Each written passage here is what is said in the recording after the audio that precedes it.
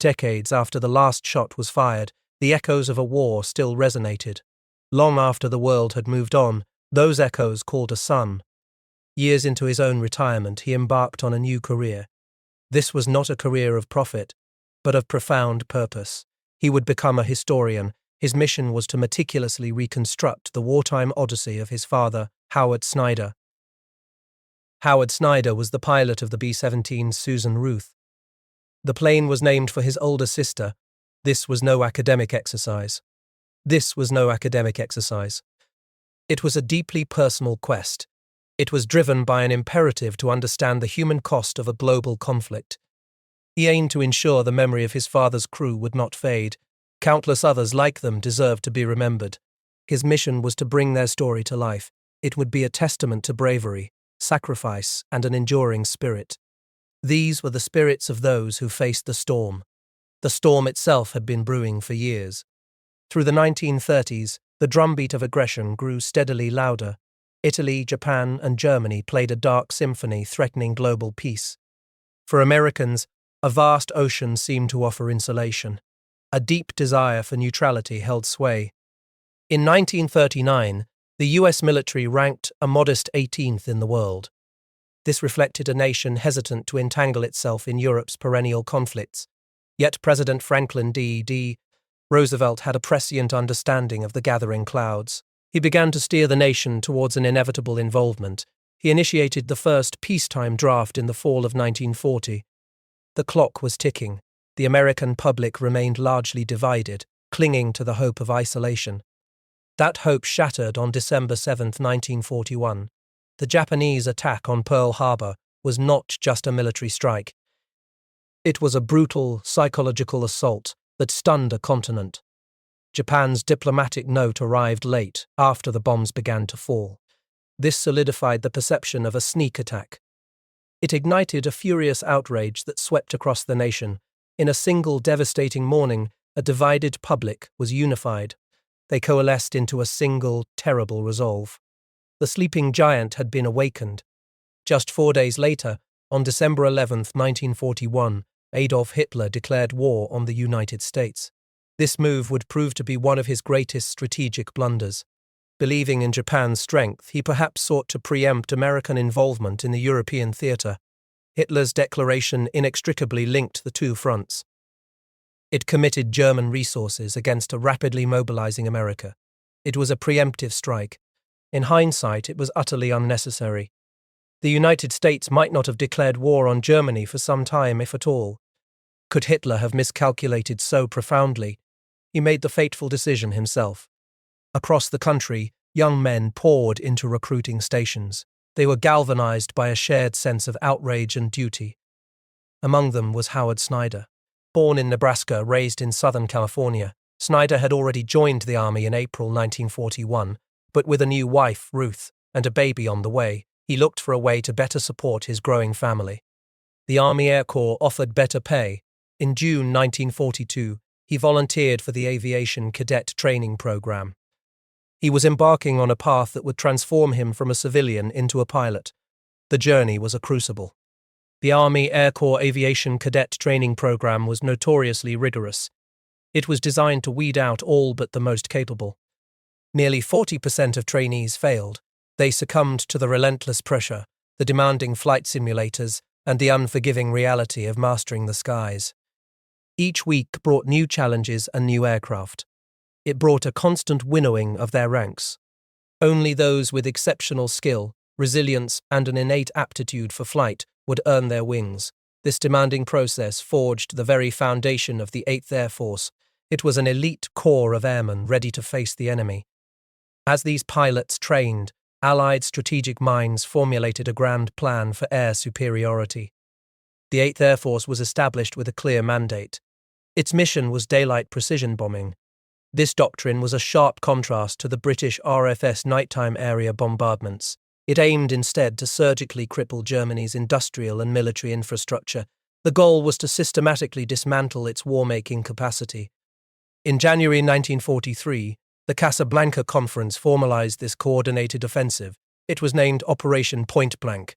The directive called for bombing the devils around the clock. This meant a relentless, round-the-clock assault. It combined British night raids with American daylight precision strikes. It was designed to prevent German defences from ever resting. It aimed to break their will to resist. The stage was set for an air war of unprecedented scale and ferocity. The verdant, rolling fields of East Anglia, England, had been utterly transformed. Once defined by farming and rural life, they now bristled with the raw infrastructure of war. It was a gigantic bomber field, a super aircraft carrier anchored off the shores of Europe. This was the staging ground for America's aerial might. It was a sprawling network of airfields. Here, the 306th Bombardment Group, like many others, established its self-sufficient communities. Men from every corner of America converged within these bustling hubs. Some, like Joe Musial, were already veterans of the Pacific Theatre. They brought a diverse tapestry of combat experience. They also brought a grim understanding of the stakes. Their presence profoundly impacted British society. It fostered an extraordinary cultural exchange, sometimes awkward, often heartwarming. Millions of American GI bingled with a war-weary populace.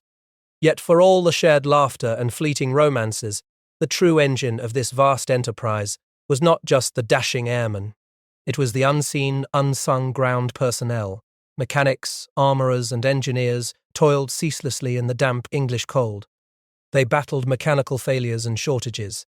These were the men who kept them flying through impossibly long hours. Their vital, often brutal work underscored a fundamental truth. This war was a collective effort. It was far removed from any romanticized notion of individual heroism. The early stages of the air war over Europe in 1943 were brutal. They were a bloody testament to flawed doctrine and insufficient resources. 8th Bomber Command clung to a belief. They thought heavily gunned B-17s, flying in tight formation, could defend themselves.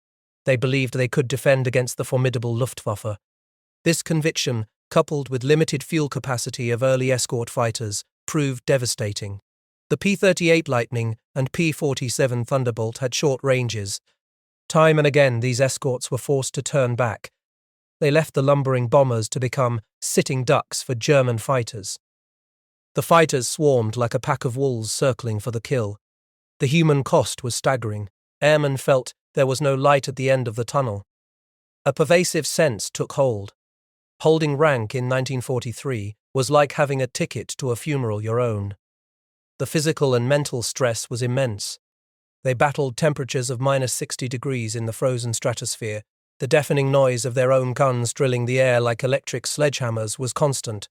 It was punctuated by the terrifying cries of "Bandit" at 4 o'clock. Many fumbled for parachutes, praying for survival.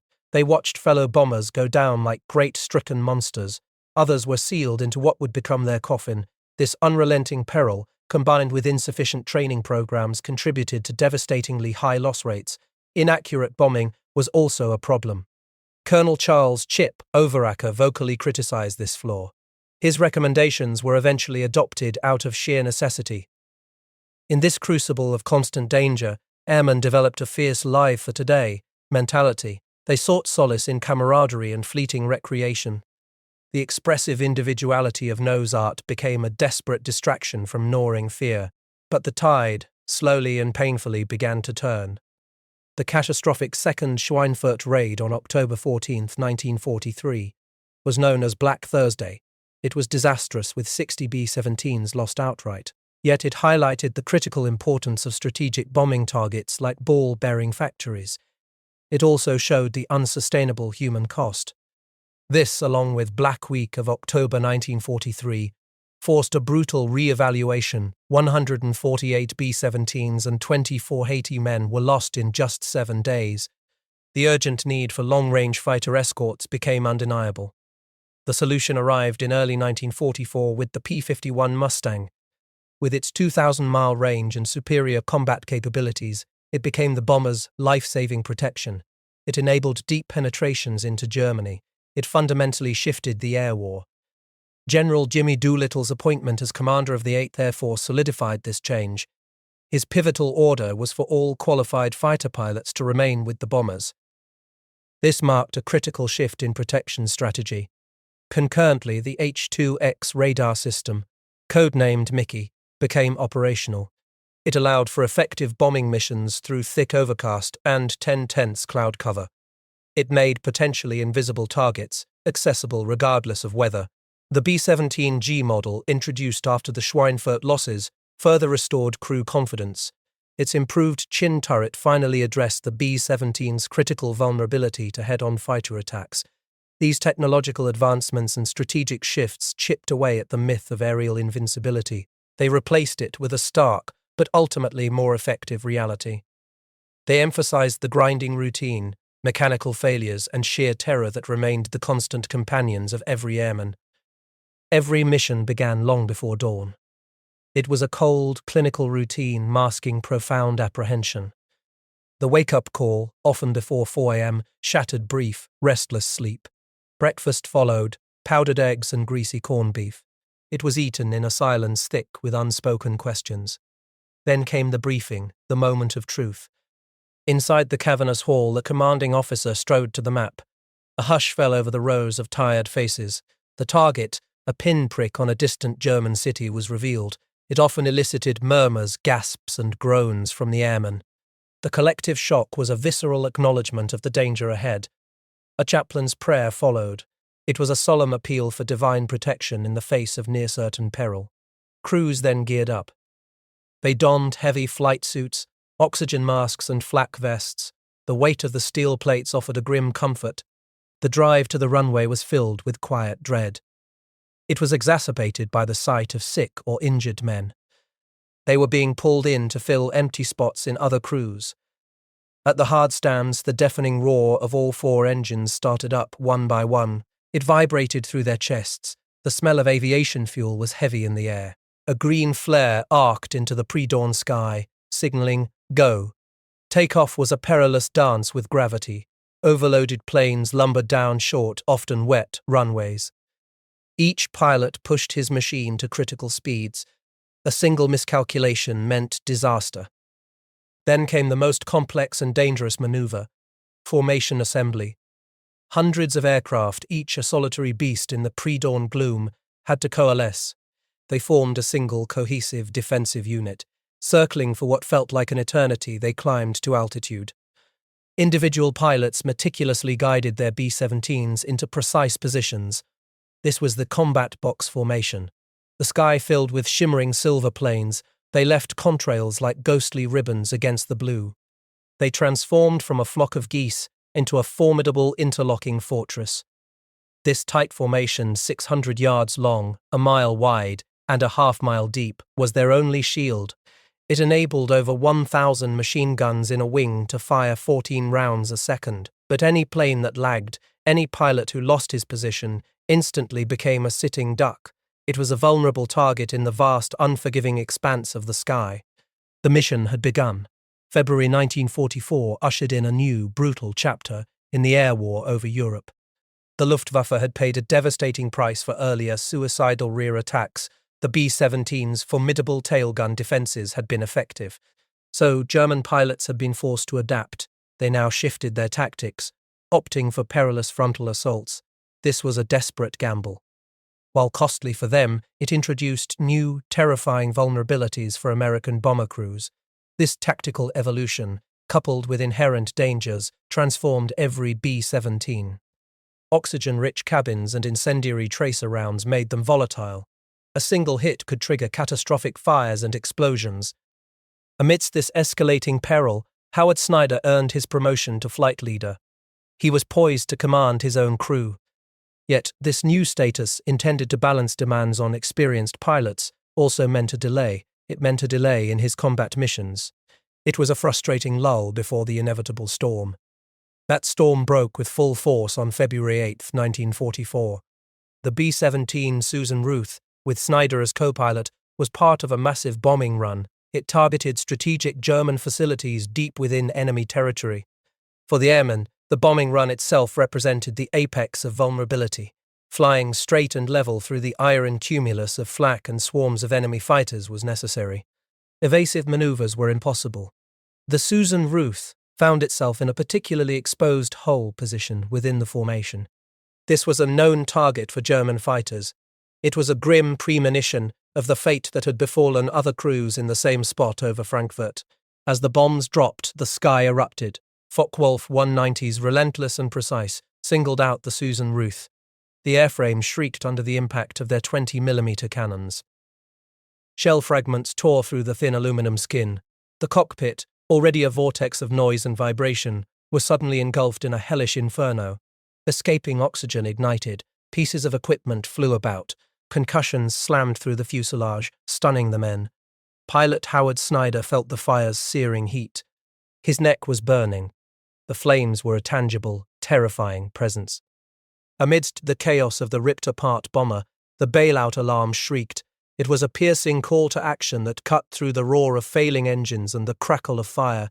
It was a moment of profound, immediate crisis. It was a desperate scramble for survival. The aircraft ceased to be a machine of war. It became a falling coffin. In the choking smoke and disorienting flames, every second was a battle for life. The plane, once a symbol of strength, was now a mangled, burning wreck. Its very structure groaned under the strain of its own destruction. The crew, those still able, fought against the inferno and the collapsing structure. They fought against their own terror to reach the escape hatches. It was a desperate, chaotic exit from a dying beast. It was a split-second decision. They chose between a fiery death and the unknown plunge into the freezing air. Most of the crew, by sheer instinct and luck, managed to escape the falling aircraft. Many became members of the Caterpillar Club for their successful parachute jumps. But as they plummeted towards the occupied lands below, their ordeal had only just begun. Howard Snyder's harrowing descent had ended not in the immediate grasp of the enemy. It ended in the embrace of a towering tree. His parachute, miraculously snagged, spared him from machine gun fire. The fire peppered the ground below. It was a silent, desperate prayer answered. Local farmers Raymond Dervin and Henry Fraykin witnessed his fall. They quickly moved to his aid. Snyder was battered with an injured ankle, leg wounds, and burns. He struggled to communicate.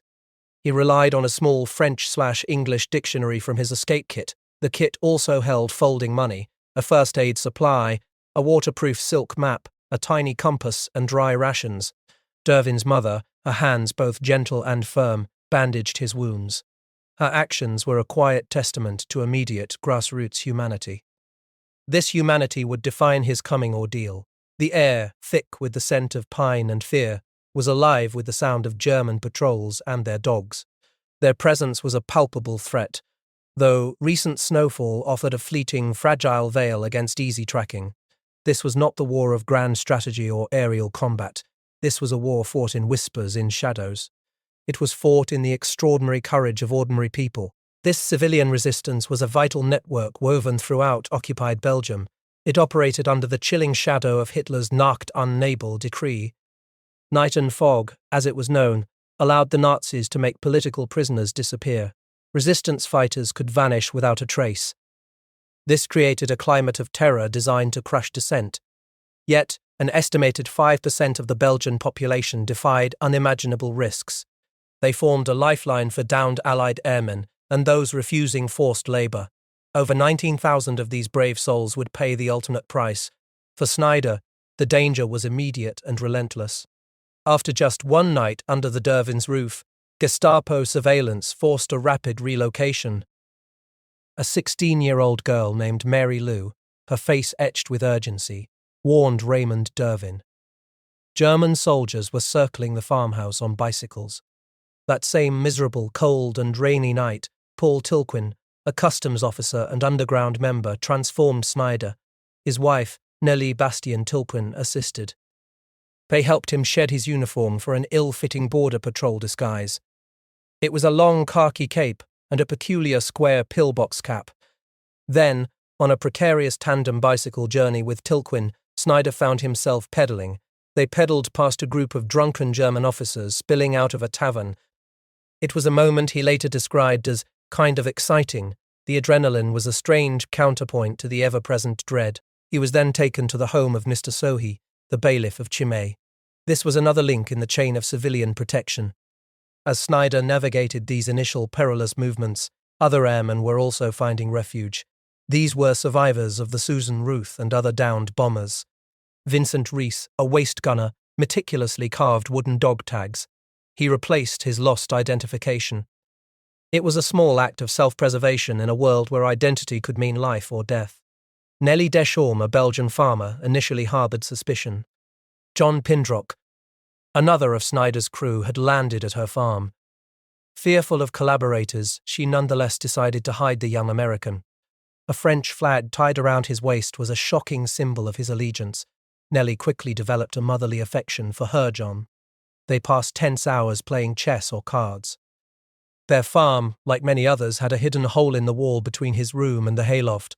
It was a desperate bolt hole for emergency escapes. It was a constant reminder of the Gestapo's looming threat. A Russian doctor, Fanny Mellement, was an unsung heroine of the underground. She treated Pindrock's injured leg and those of other wounded airmen. The Deschormes themselves were active. They clandestinely nailed anti-Nazi posters and flyers on utility poles at night.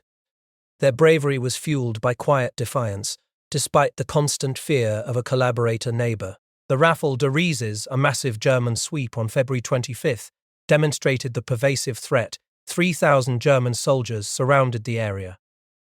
But thanks to resistance warnings, many airmen hidden at Camp de Rieses evaded capture. Young farmer André Mayoyo was shot and wounded while delivering one such message. They spent 2 days in freezing conditions, without food or water. Farmer Julie Jacquard's land, used to hide supplies, faced scrutiny. 29 people were imprisoned. This included the Fawcett sisters, who were sent to Ravensbrück. It was a chilling reminder of the consequences.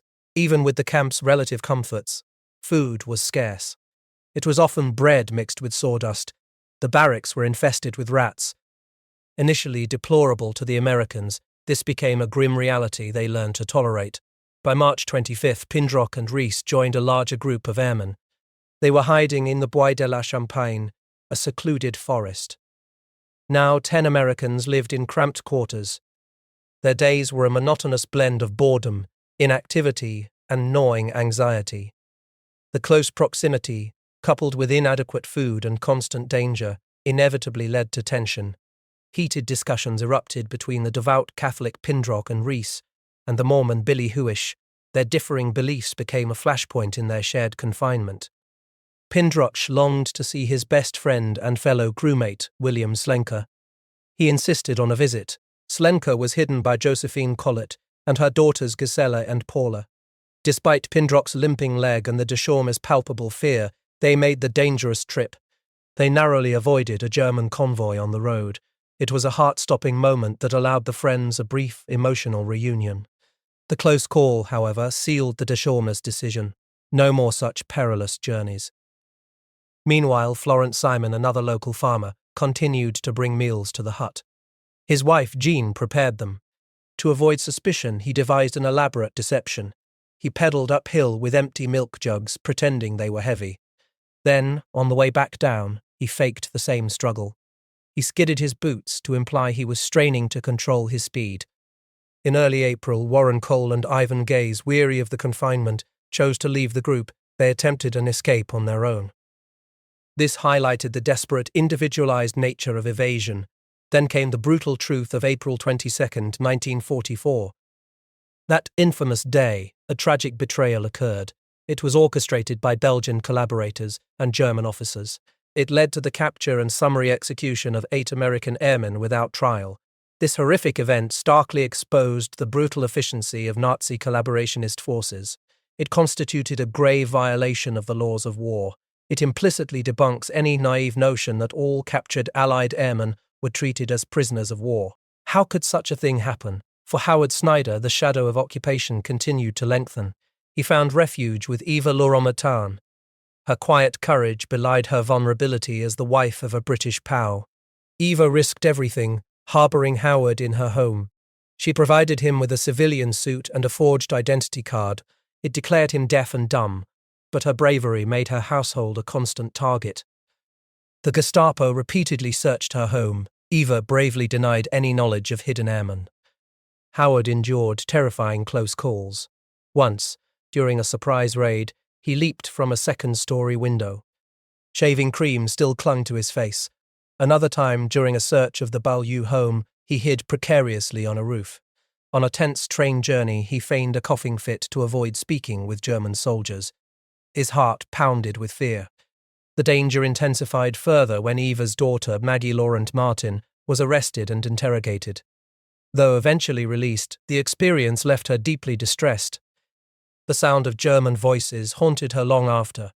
The Gestapo's relentless pursuit of underground activity and hidden airmen, along with the tragic betrayal of April 22nd, forced Howard to confront a critical decision. He could no longer remain a passive evader, constantly hidden and dependent. His fate, now inextricably intertwined with the Belgian underground, demanded a shift. Howard Snyder decided to join the French Maquis. He moved from the desperate act of hiding to the active, perilous path of armed resistance. The roar that echoed across the English Channel on June 6, 1944, was not just the sound of engines and explosions. It was the resounding declaration of a tide turning. D-Day, the Allied invasion of Western Europe, marked the definitive pivot of the war. It was a monumental undertaking that brought a glimmer of hope to the continent's weary, occupied populations. It was the moment the world held its breath. A vast armada of air and sea delivered a relentless blow, began to crack the iron grip of Nazi Germany. This colossal endeavour was silently aided by Operation Bodyguard. It was a masterful deception campaign that had successfully diverted German reserves. It left key defences vulnerable. What followed the initial landings was a brutal, grinding fight. It was through the dense hedgerow country of Normandy.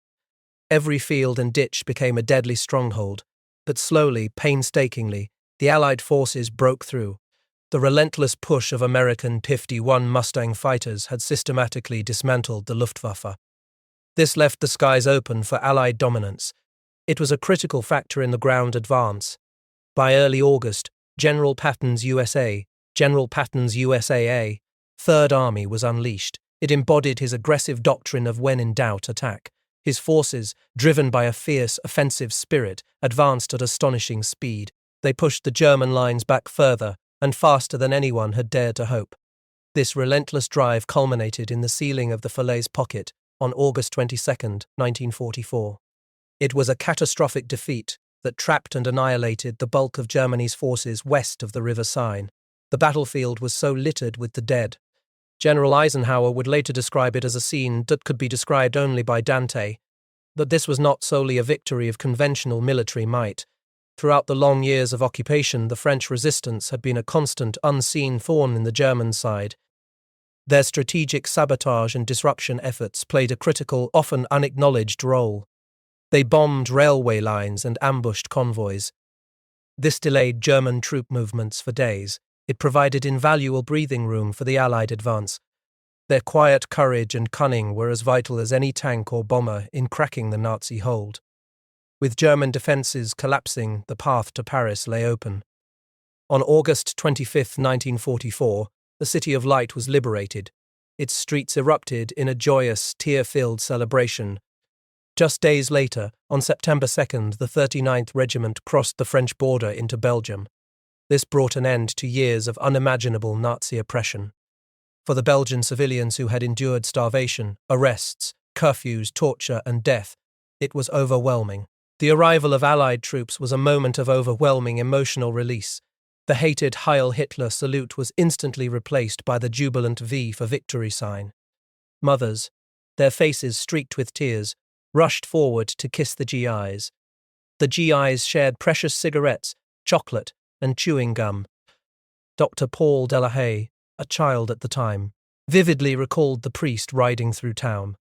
He was hollering, "The Americans are coming. The Americans are coming." The sight of the calm and relaxed demeanor of the Americans overwhelmed him. After going through hell for 4 years, he later reflected, "I cannot describe the overwhelming joy everyone felt."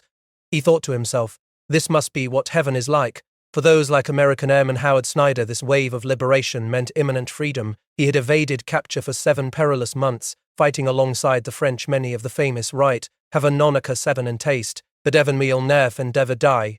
Not course in the adeptive inside and divide parted today. But you have a military had capture for 7 perilous months, fighting alongside the French. Many a."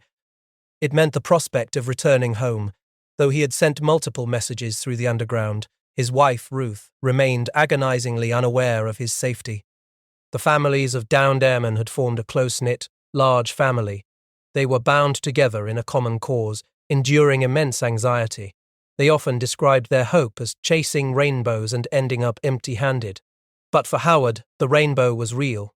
He was eventually repatriated. He sailed into New York Harbor on September 28, 1944. He reported to Mitchell Field the very next day. It was a journey from hidden resistance fighter to a hero returning home. Yet even as liberation spread, the war's end brought harsh realities for thousands of others. The grim tally of human cost continued to mount, particularly for Allied prisoners of war. The fortunate few, like Richard Daniels and Joseph Musial, were repatriated in early 1945. They were released due to injury or illness. They experienced the emotional release of seeing the Statue of Liberty. This followed a journey through war-torn Germany and a luxurious passage on the SS Gripsholm.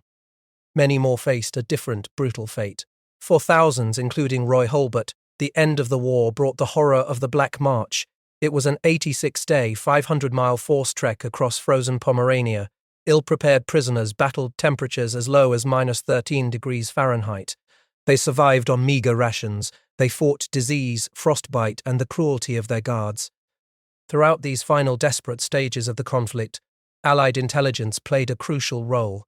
It was often unseen. The British deciphering of German Enigma messages, codenamed Ultra, provided vital insights. This significantly impacted the war's intelligence landscape. It enabled effective harassment of German targets, as Winston Churchill famously declared it, significantly shortening the conflict. Meanwhile, Germany's own desperate attempts at new weaponry proved a costly and ultimately futile failure. The terrifying V-2 rocket consumed resources. These could have been better used for aircraft production. It came far too late to change the inevitable course of the war. The guns fell silent. The planes returned to their hangars. The world exhaled. But for those touched by the war, the reckoning had just begun. In the post-war era, the search for justice and the struggle for remembrance became a new battlefield. The U.S. Army War Crimes Department, under Colonel David Marcus, initiated investigations. They looked into atrocities committed by collaborators and German forces. Particular focus was on the brutal execution of 8 American airmen on April 22, 1944.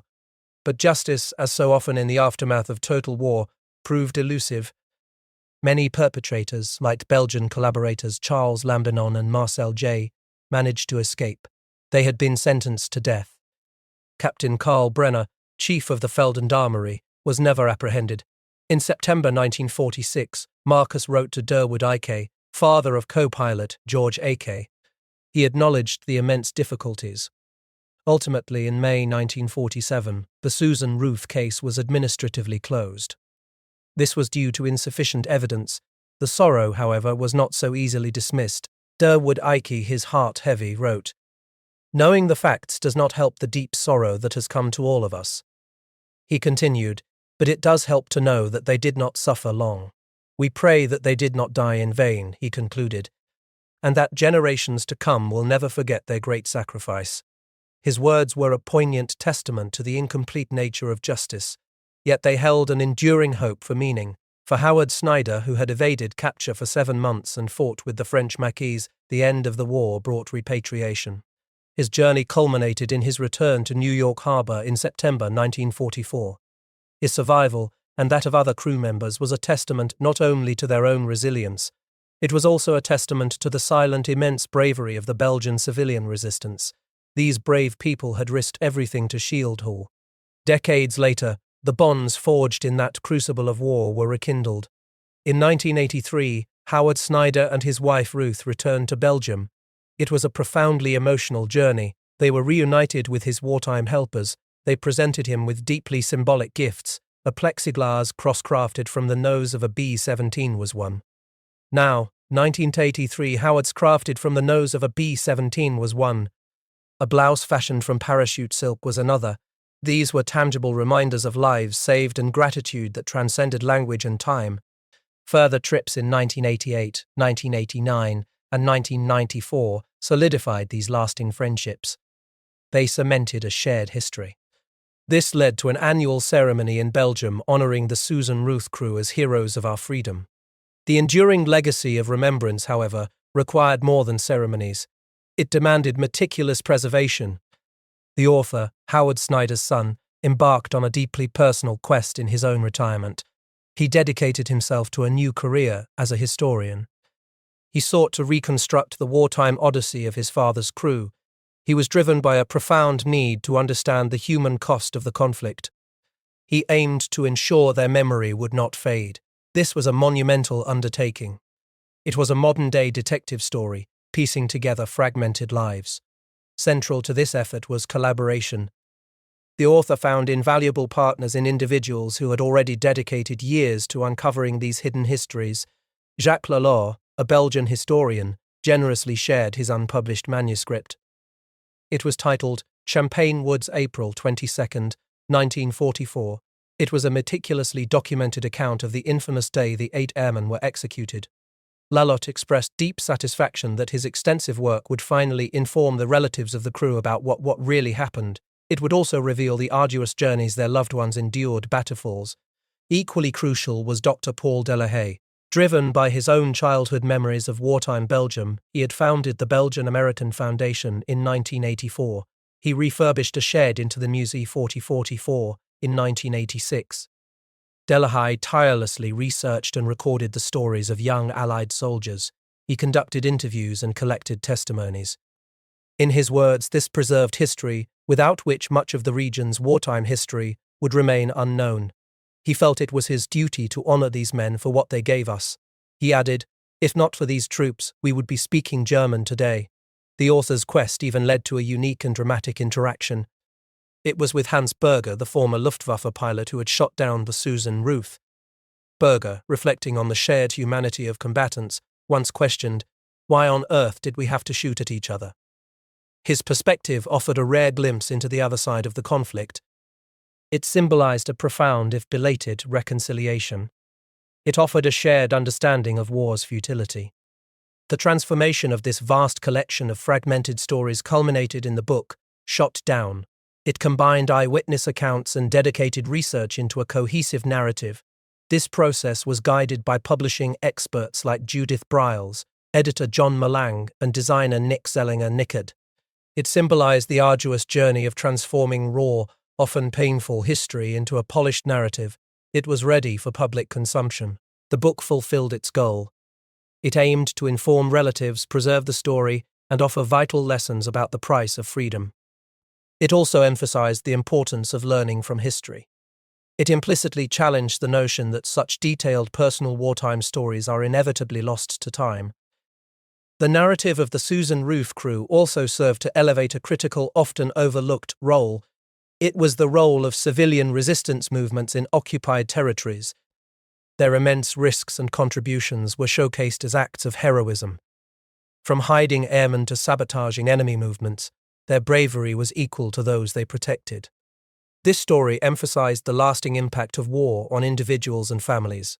It highlighted the profound importance of remembrance and memorialization for generations to come. Memorials across Belgium stand as enduring tributes.